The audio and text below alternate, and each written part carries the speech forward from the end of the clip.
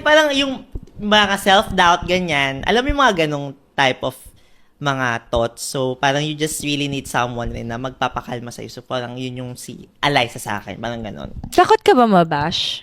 Oo. Nabash ka na? Yeah. Pero ano yung pinakamasakit na sinabi sa'yo? Na parang nagbago na daw ako. Ganon. Na parang nakatikim lang daw ako ng pera. Nagbago na ako. Parang grabe yung mga tao makadikta sa'yo. Hindi naman nila alam talaga yung pagkatao mo. Ayoko kasi ng ganon. Yung parang magja-jump ka into a conclusion just because of what you see or what you saw. So, medyo na-hurt ako dun. Pero anong ginawa mo nung after mo? Alam mo, na-realize ko, yung mga sinabi nila, hindi naman totoo. Tsaka magpapas lang din naman talaga.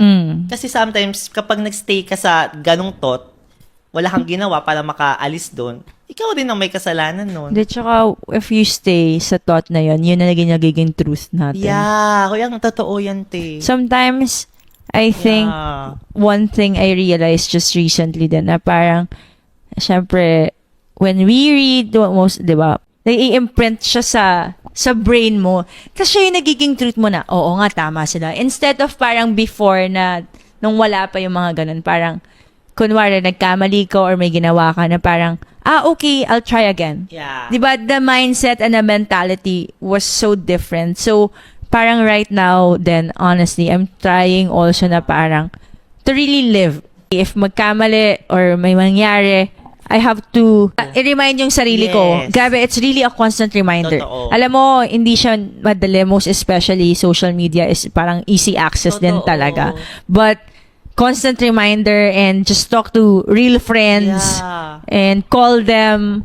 Na hindi ikaw yun talaga. Yun ang mabasa mo, hindi ikaw yun. Oo. Yeah. Sometimes, may tama rin naman yung mga comments nila. But, it doesn't mean na parang magsistay ka. Oo. Yeah. Parang, you just have to be better than that. Or, pero kasi pag na-stuck ka nga doon, minsan hindi ka talaga nakakawala. Parang, nakukulong ka rin. So, in a way, yung mga contents mo ba na-affect siya because nagkaroon ka ng bashers? I think so. Oo, mas naging careful na ako. Alam mo yung gano'n. Kasi nung nagsa-start ako, wala namang pakialam ka i-post ko eh. Tapos after the bashing part, parang mas naging conscious na ako, ganun. But, you know, I feel like it's also a lesson na, baka kailangan ko tong malaman, matutunan, mabasa para for me to change the way I make content, siguro. Ganun. For the betterment rin naman. Ako kasi, I really appreciate people na nagko-comment na, yung constructive ba? I'll take it. Pero kapag yung mga negative naman na wala namang kakwenta-kwenta, parang wala ba kayong mga trabaho?